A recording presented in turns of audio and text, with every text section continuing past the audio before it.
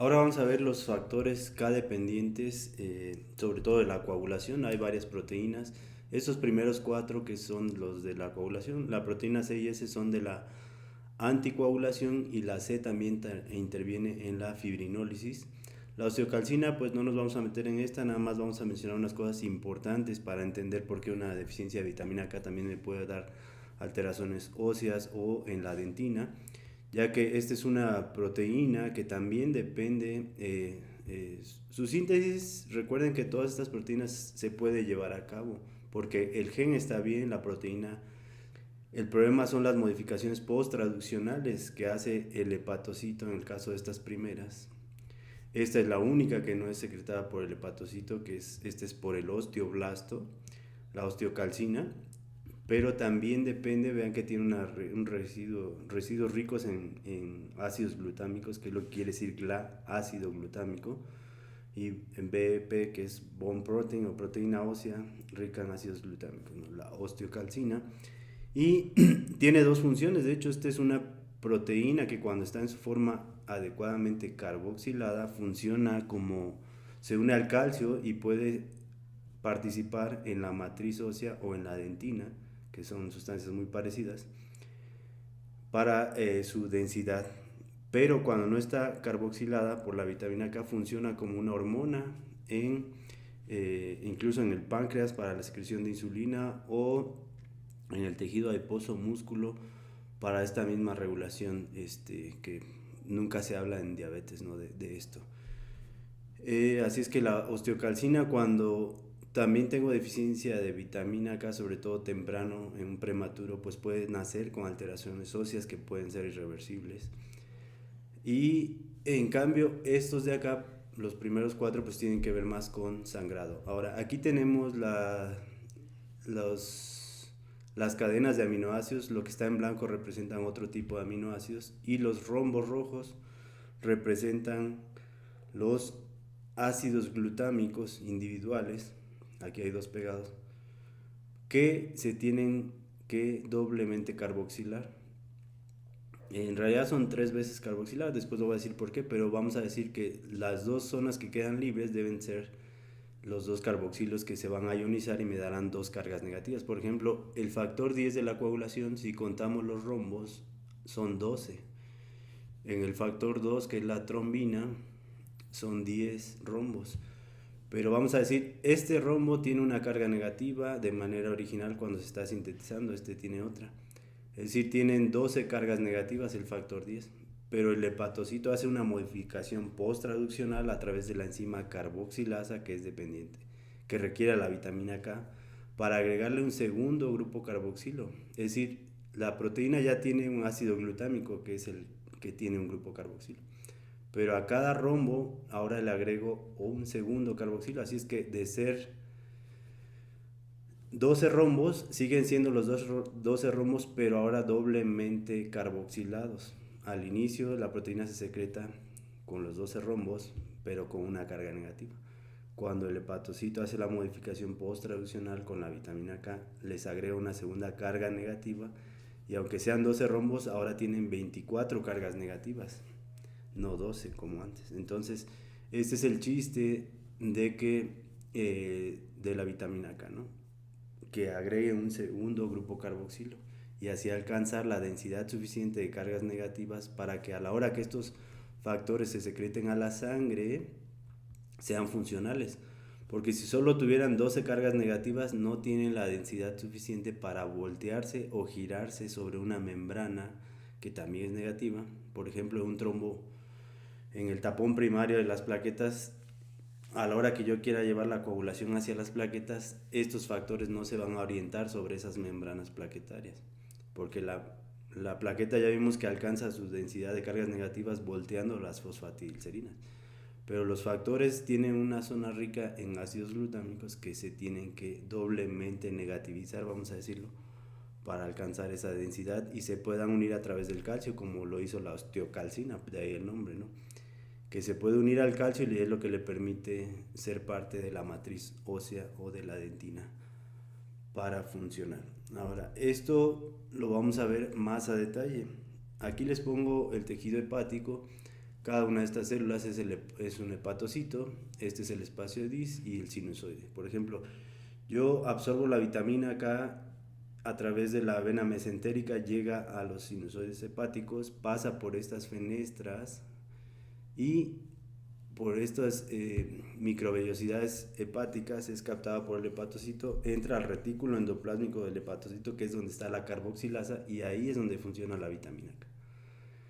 Y el hepatocito, a la hora de sintetizar los factores K dependientes, les agrega ese segundo grupo carboxilo para que tengan la densidad suficiente. Ya que están hechos esos factores, ahora es al revés, el hepatocito los secreta por aquí mismo, por las vellosidades, regresan por estas fenestras a la circulación ya los factores funcionales, y cuando tenga una lesión en algún vaso sanguíneo, en cualquier traumatismo o cualquier otra parte del cuerpo, puedan llegar ahí esos factores y funcionar adecuadamente. Cuando la vitamina K es deficiente, pues no se carboxilan adecuadamente y por ende ni siquiera son secretados esos factores de la coagulación. En otras palabras, cuando yo tengo deficiencia de vitamina K o cuando utilizo anticoagulantes orales que me bloquean a la reductasa, entonces no permiten la adecuada carboxilación de estos factores.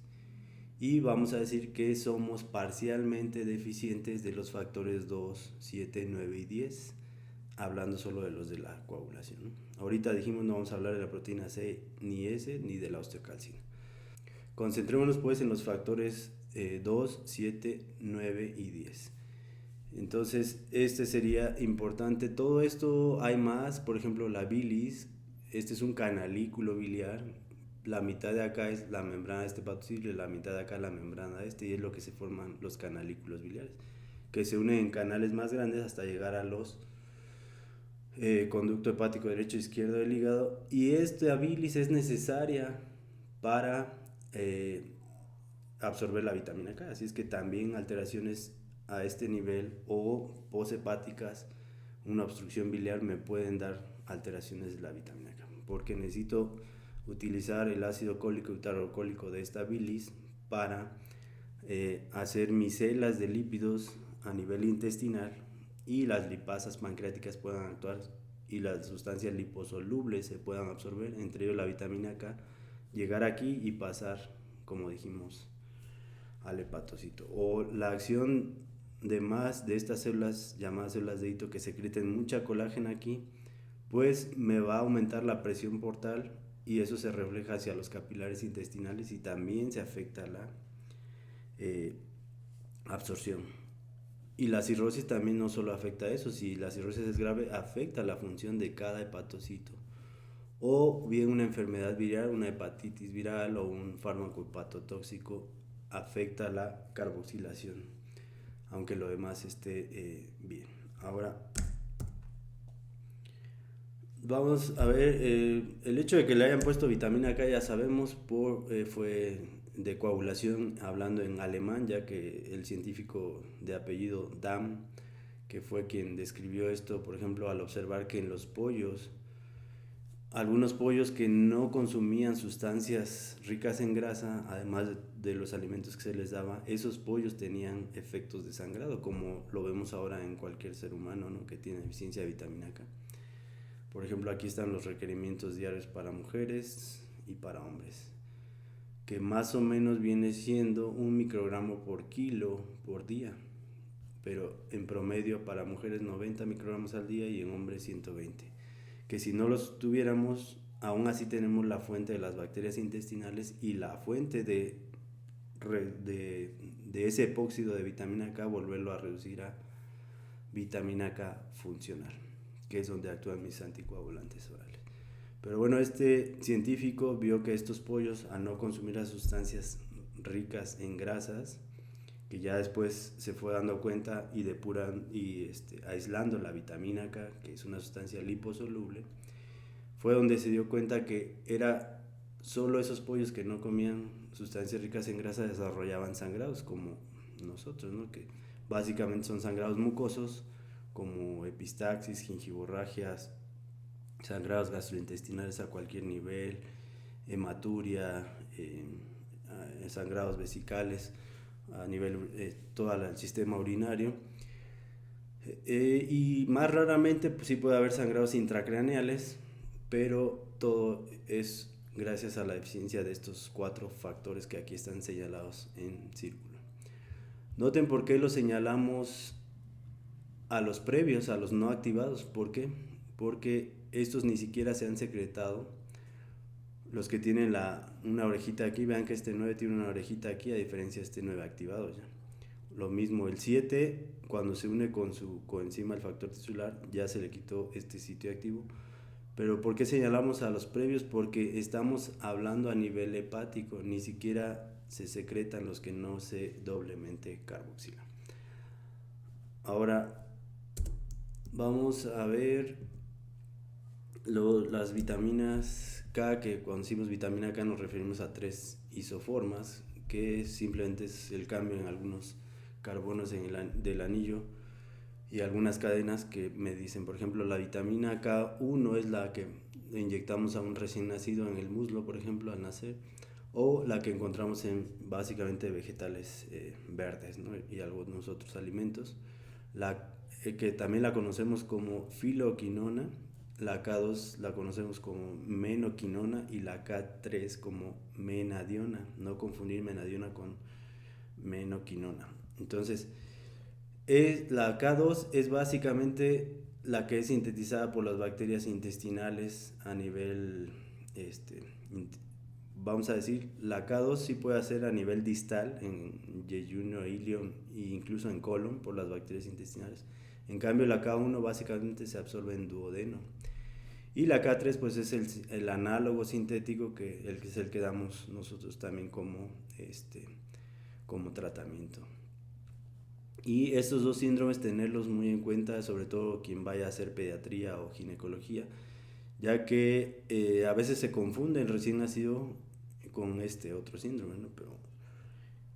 Pero una cosa es la hipoprotrombinemia del recién nacido, que básicamente es en cualquier recién nacido. ¿Por qué? Por 3 razones principales. Un recién nacido pues ni siquiera come a esa edad, no puede iniciar a lactación al nacer, por lo tanto no tiene una fuente alimentaria. 2, la leche materna es pobre en vitamina K y en lo que alcanza la cantidad suficiente pues pasa mucho tiempo. Por eso es que le inyectamos 1 miligramo en el muslo, intramuscular obviamente. Y 3, no ha desarrollado aún la flora intestinal completa para tener esa otra fuente de vitamina K. Así es que esta enfermedad es una, y el síndrome fetal por warfarina es otra cosa, puesto que su nombre lo dice, fetal. Es decir, sobre todo se da en el primero o segundo trimestre del embarazo, cuando yo a la madre la estoy anticoagulando por una trombosis venosa.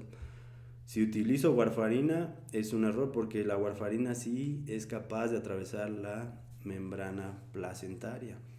Por eso el fármaco ideal para anticoagular a una futura mamá en estos trimestres es la heparina, no la warfarina, porque esto es lo que me produciría la warfarina. Atraviesa la barrera placentaria, llega al feto y en el feto, actuando a nivel de osteocalcina, puede dar alteraciones óseas irreversibles, dependiendo del grado de afección, además de los sangrados al nacer. Entonces, una cosa es el síndrome fetal por warfarina y otra cosa es la hipoprotrombinemia del recién nacido. Decimos hipoprotrombinemia, pero recuerden que se desarrolla también deficiencia de los demás factores, ¿no? El 7, el 9 y el 10. Pero le llamamos hipoprotrombinemia porque es el factor 2 o la trombina la que al final va a activar a todo lo que hemos visto en anteriores videos. Así es que estas cosas son importantes para la hora del tratamiento cuando revisemos farmacología. De manera esquemática, muy rápido, les voy a hablar de las enzimas, que aquí dice proenzimas porque apenas van a ser secretadas por el hígado. De estos, cuáles son factores K dependientes, independientemente si se los aprendieron por número, por canciones o por fechas, etc., ¿no? Pero aquí lo dice, la que tiene el dominio rico en carboxiglutámicos es esta zona, la azul. Así es que, por ejemplo, el factor 7 sí lo tiene, el factor 11 no lo tiene, pero estos 3 de acá sí lo tienen, es decir, el 2, el 10, el 9 y el 7 son K dependientes porque tienen esta zona rica en carboxiglutámicos, a diferencia de y las proteínas C y S también, noten que independientemente de su forma después de esto, tienen esta zona que es doblemente carboxilada. Y las coenzimas, por ejemplo, el factor tisular ya vimos que es la coenzima del factor 7 y no tiene estos residuos. Lo mismo para el factor 5 y 8, ¿no? Que el 8 es la coenzima del 9 y el 5 es la coenzima del 10. Entonces, por eso decimos que solo esos son los K-dependientes. Ahora, ¿cuál es la diferencia entre un ácido glutámico y un carboxiglutámico? Si hablamos de un aminoácido estándar, por ejemplo, cualquier aminoácido, triptófano, tiene una zona amino y una carboxilo. Es decir, la zona amino le sirve para unirse al carboxilo del aminoácido anterior y la zona carboxilo le sirve para unirse al amino del aminoácido siguiente. Por eso este carboxilo no lo contamos. Por eso cuando digo doblemente carboxilar me refiero a los dos últimos. Porque el primero, en realidad es para unirse al otro aminoácido y formar una cadena polipeptídica de aminoácidos, es decir, una proteína, es decir, un factor de la coagulación. Y por eso no contamos al primero como tal. Entonces, si digo un aminoácido ácido, es el famoso ácido glutámico, por eso se llama ácido glutámico, no se llama glutamato, por ejemplo. Entonces, el ácido glutámico es un aminoácido ácido, porque además de su primer grupo carboxilo, tiene un segundo, que es el que le confiere esa acidez.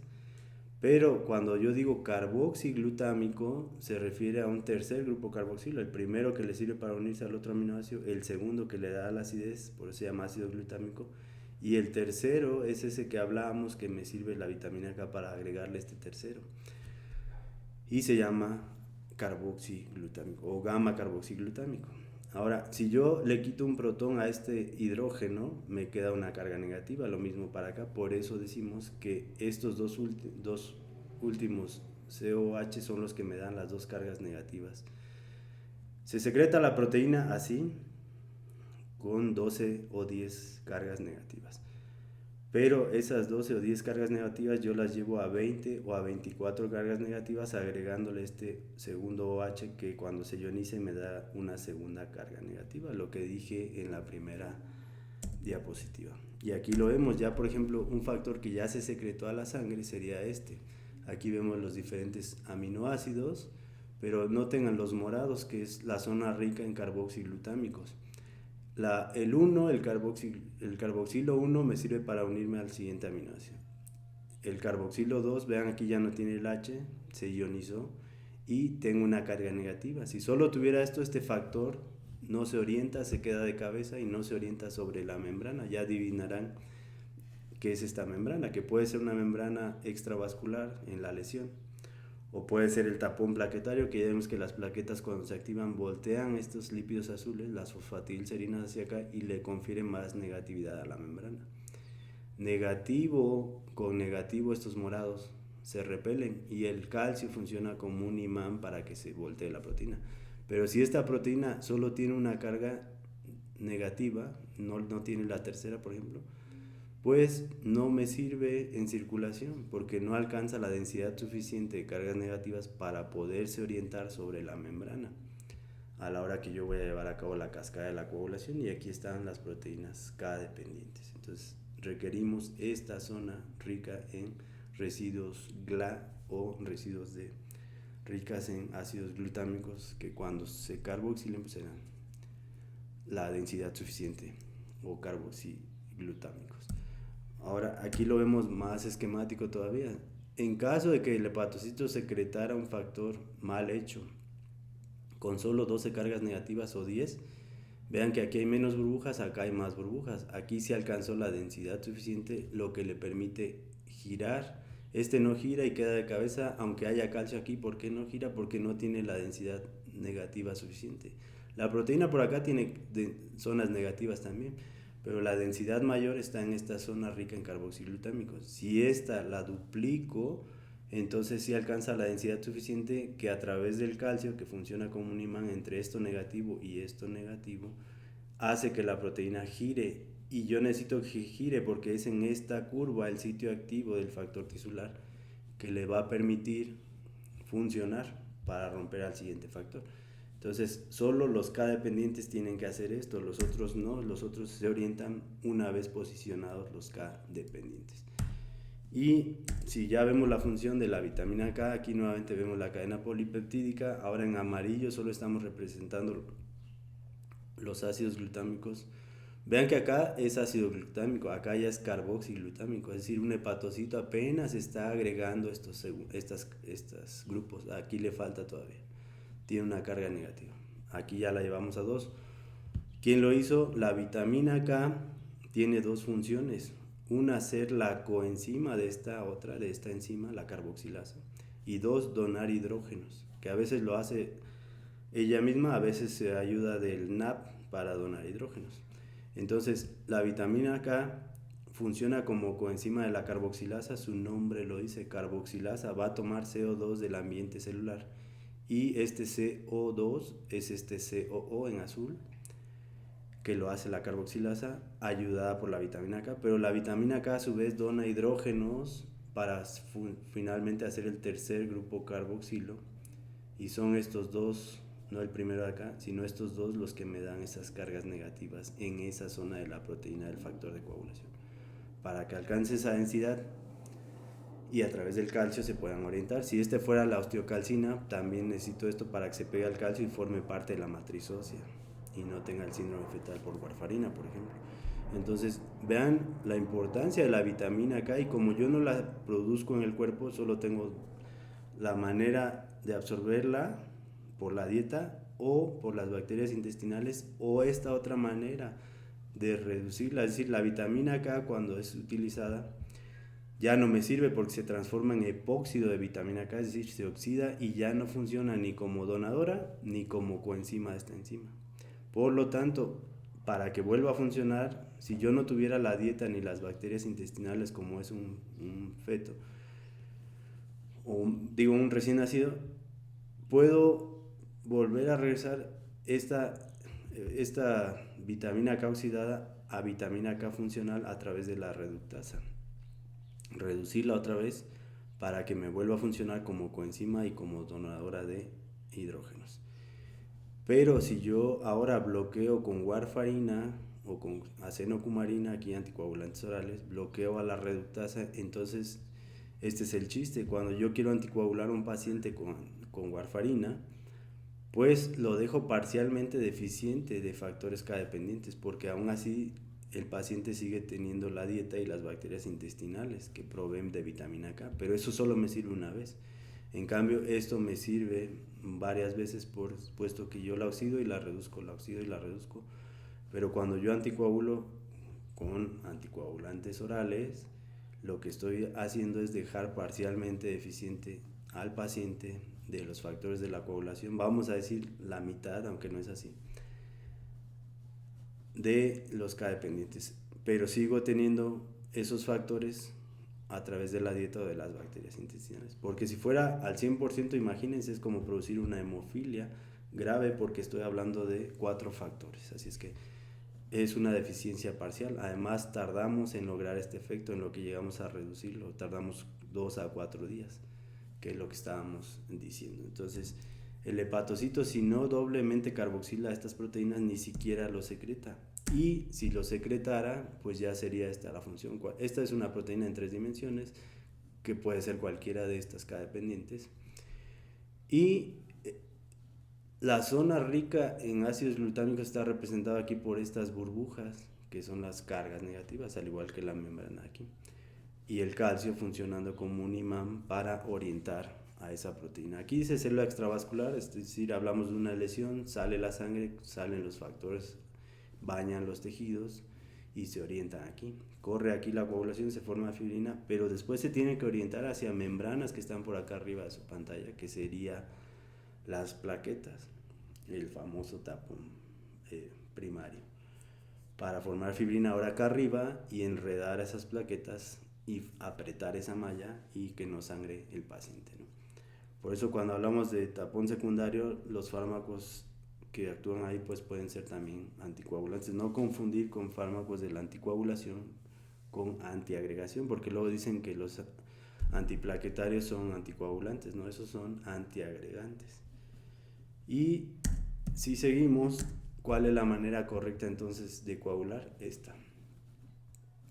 Los libros dicen que esta es la manera, y esta es la idea que dan los libros, ¿no? Dicen, pues tenemos los factores de la coagulación en el plasma, pero si agregamos calcio, que son estas pelotitas rojas, más fosfolípido plaquetario, que son estos amarillos, se hace una masa, se aprieta y se forma la coagulación. Así dicen los especialistas también en sus pláticas, y no dicen que es una masa inespecífica, como si fuera una mezcla de cemento con arena, pues varillas y todo esto, y se forma la malla. No, de hecho las plaquetas tienen receptores, el 2B3A, para unirse al fibrinógeno y traccionar de esa malla y apretar la malla y formar un tejido de urgencia. Ya dijimos, la sangre no es un tejido, pero las plaquetas pueden formar un tejido en la zona de lesión, y es un tejido que es vivo, que es contráctil, que es metabólico, que se retrae, retracción del coágulo, para apretar esas plaquetas. Por eso tiene actina y miosina, se aprietan y jalan la malla y se cierra la herida, y contraen la herida y crecen las células endoteliales musculares y se cierra el vaso otra vez. Y esta es la manera correcta, porque yo necesito superficies completas de fosfolípidos, no sueltos ni revueltos. Los necesito así para que alcancen densidad suficiente negativa aquí, por esas fosfatidilserinas que se voltean, por las escramblasas. Y necesito al calcio para que funcione como imán, y necesito que estas proteínas, mis factores de la coagulación, alcancen la densidad suficiente de negatividad aquí, solo en esta parte de la proteína, para que se volteen y se orienten adecuadamente. Por ejemplo, el factor tisular, ¿por qué no necesita orientarse? Puesto que es una proteína transmembrana y ya está orientada desde el inicio. Por eso está en los tejidos. La sangre sale a bañar a los tejidos, no se mete a circular, como dicen los libros.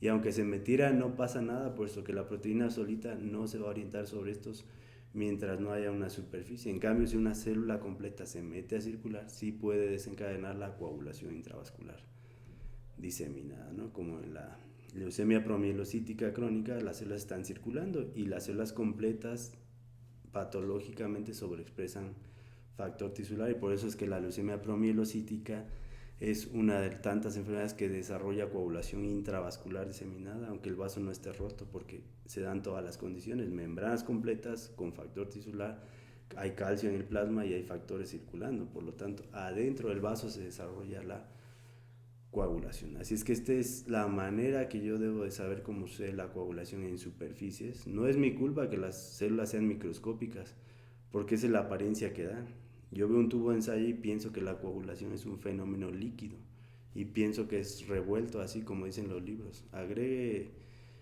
calcio más fosfolípidos y se lleva a cabo la coagulación. No, se lleva a cabo de manera ordenada, así.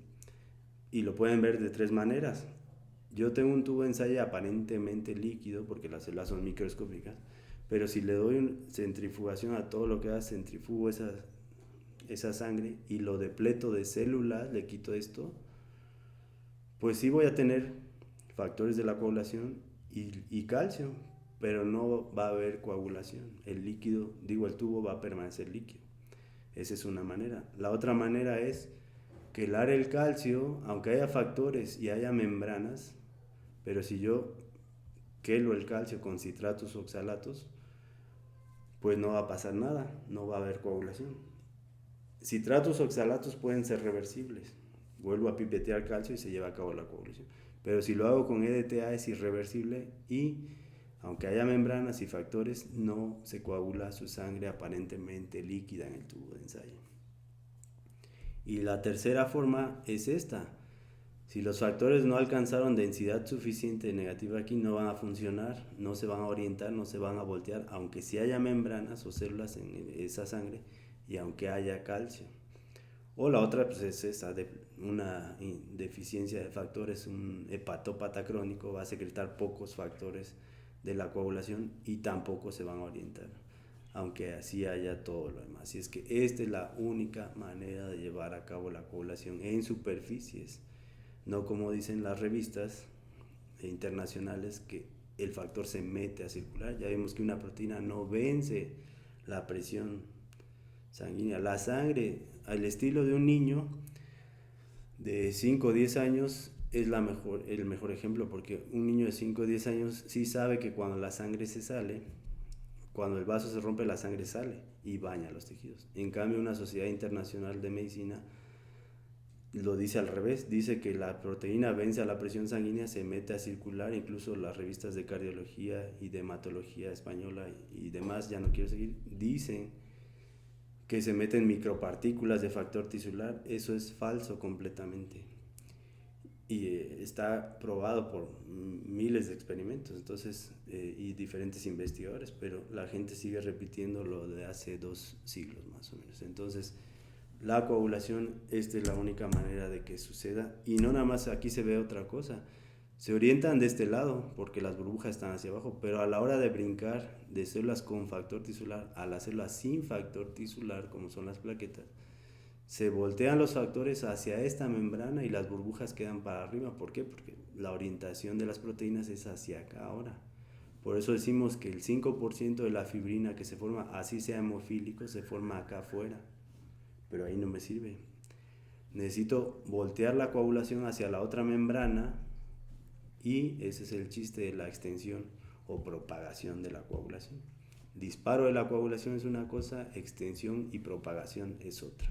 En vivo solo hay una manera de coagular, que es esta. Se dispara en el tejido, se extiende y se propaga hacia el tapón plaquetario, pues.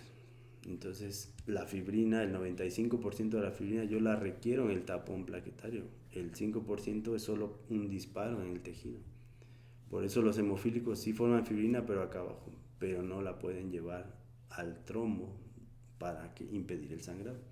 Y una plaqueta no se puede unir con otra agregada, puesto que necesitan fibrina como puente a través de esa glicoproteína 2B3. Y lo vemos en tromboastenia del plasma. Las plaquetas se contraen, pero al no tener la proteína, pues no pueden jalar de esta malla y no se retrae el coágulo y no hay contracción del vaso y sigue sangrando el paciente. Así es que esta es la lógica de todo esto, ¿no?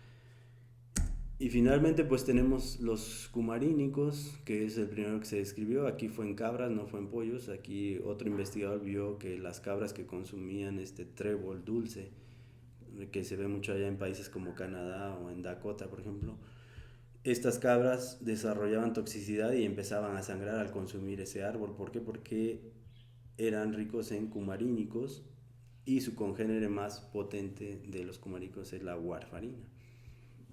De hecho, se le puso así por la patente de la Fundación de Investigación de los Alumnos de Wisconsin.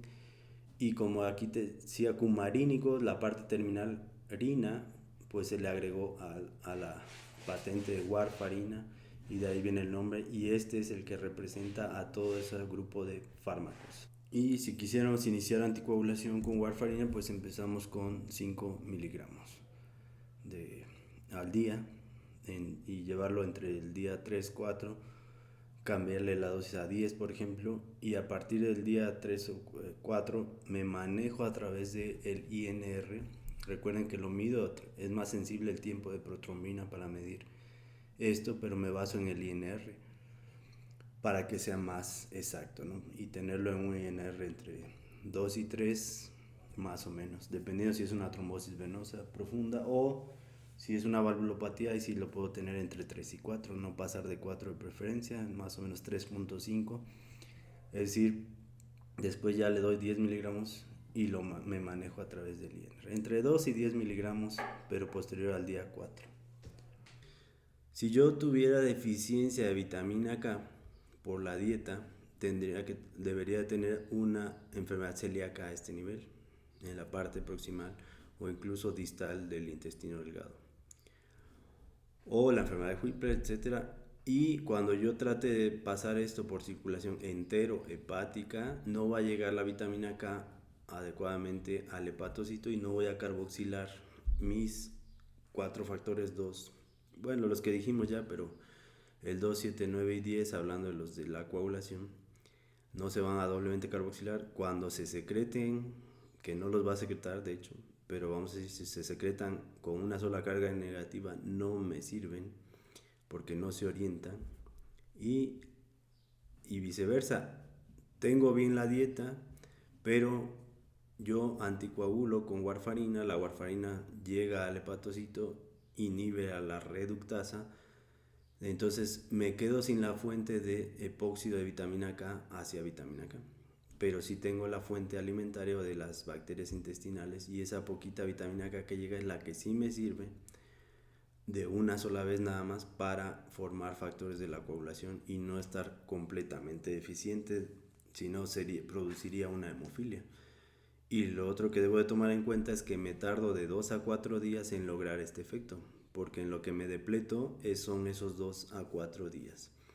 Y aquí es donde decía que es importante, porque cuando nosotros damos antibióticos para esta flora intestinal, esta flora bacteriana, inhibimos o destruimos a esta flora normal y vamos a producir pues más deficiencia de vitamina K. Yo puedo tener un paciente, por ejemplo, con una valvulopatía, que por eso le esté dando warfarínicos, y si todavía le doy antibióticos, y si ese antibiótico es cefalosporina, por ejemplo, que tiene una cadena lateral heterocíclica que es capaz de unirse a la epoxidasa, por eso a la reductasa de vitamina K, es como anticoagularlo doblemente, ¿no? Con warfarínicos, porque hay antibióticos que también pueden inhibir esta reductasa. Y lo debo de tener en cuenta porque yo pienso que lo tengo en un INR de 3.5, pero aparte le meto cefalosporina, pues se me va a ir a un INR de 8, por ejemplo, ¿no? Si no me doy cuenta de o no conozco esto. Y aunque no fuera cefalosporina, al barrer la flora intestinal me queda sin esa otra poquita fuente de vitamina K, y lo depleto más o lo hago más deficiente de la vitamina K. Y así sucesivamente podríamos estar jugando con estas causas. Una causa, por ejemplo, prehepática, pues sería la dieta, no absorbo bien y tengo deficiencia de vitamina K y sangro. O una intrahepática, los anticoagulantes orales que bloquean la reductasa. O una poshepática, todo está bien, pero tengo una enfermedad intestinal aquí. Pues una enfermedad celíaca o en Whipple, no absorbo bien las sustancias liposolubles. Pero no nada más quedamos ahí, podríamos tener una causa hepática que se refleje acá o una intestinal que se refleje acá. Por ejemplo, una obstrucción, que ya lo vimos en el video de vesícula biliar, una obstrucción a este nivel del colédoco, que no llegue bien la bilis, no emulsifica bien las grasas, no se absorben las sustancias liposolubles y ya finalmente se reflejan al hígado al no carboxilar adecuadamente mis factores. O la misma hipertensión portal, se refleja esa presión hacia los capilares intestinales, y al no funcionar los capilares intestinales absorben mal y por lo tanto también no llega el hígado acá. Por eso una causa de acá arriba puede afectar a la de acá abajo, o viceversa, la de acá abajo afectar a la de arriba. O una cirrosis, pues no se diga, afecta tanto la absorción por la hipertensión portal como la función de cada hepatocito individual. Y eso es una buena prueba, porque si yo le inyecto a mi paciente con cirrosis vitamina K y el tiempo se corrige, el TP se corrige, eso es un dato de que si hay cirrosis no absorbo bien la vitamina K, pero sí están funcionando los hepatocitos. A diferencia de una cirrosis ya más grave, que me afecta tanto la presión como la función, la carboxilación de cada hepatocito, que aunque yo le inyecte vitamina K, el hepatocito ya no funciona, o una enfermedad viral o un tóxico, un fármaco tóxico, hepatotóxico, me puede dar esta idea. Por eso inyectar vitamina K también es una buena prueba de medir la función hepática. O viceversa, viendo los sangrados. Por eso los pacientes con cirrosis pues tienen sangrados, ¿no? Y aquí hay mucho más que decir, pero pues quiero hacer este video más corto. Aquí les dejo el resumen. La warfarina, que básicamente tiene este anillo, el hidroxicumarina, que si lo modificamos en ciertos carbonos es como tenemos sus congéneres, ¿no? El dicumarol, la acenocumarina, etcétera. Estos que vemos aquí, y aquí están a las formas que inhibimos. Noten que estamos inhibiendo, porque trato de señalar que estos fármacos me están inhibiendo a nivel hepático, antes de ser secretados a la circulación. Aquí en su forma activa no. En cambio, si aquí dijera heparina, yo estoy inhibiendo directamente a las formas activas. Pero la warfarina me está previniendo tener factores circulantes en, en número normal en la circulación, ¿no? Y vean que es de 2 a 4 días, que también lo debo conocer. La anticoagulación no es inmediata. Si yo quiero anticoagular a un paciente que le van a poner su válvula cardíaca, pues hay que iniciarlo, hay que tener este conocimiento por cualquier razón, que me voy a tardar esta, estos días, ¿no? Mientras anticoagulo con heparina, por ejemplo. Y también recordar lo de que la warfarina sí pasa la barrera placentaria y que no se debe utilizar. Por eso el fármaco ideal para anticoagular a una madre, pues digo a una futura mamá, a una señora embarazada es la heparina, no la warfarina. Además, porque vamos a producir alteraciones óseas, sobre todo en el feto, que esas sí van a ser irreversibles. El sangrado, pues lo puedo controlar al nacimiento, pero no lo otro. Por eso esto es triste. El AMIR, por ejemplo, esta asociación que les da una fecha de 1900 no sé qué para que se acuerden de los factores K dependientes. Por eso decimos que estamos formando técnicos en medicina, porque todo esto no se está comprendiendo, que son el 2, el 7, el 9 y el 10.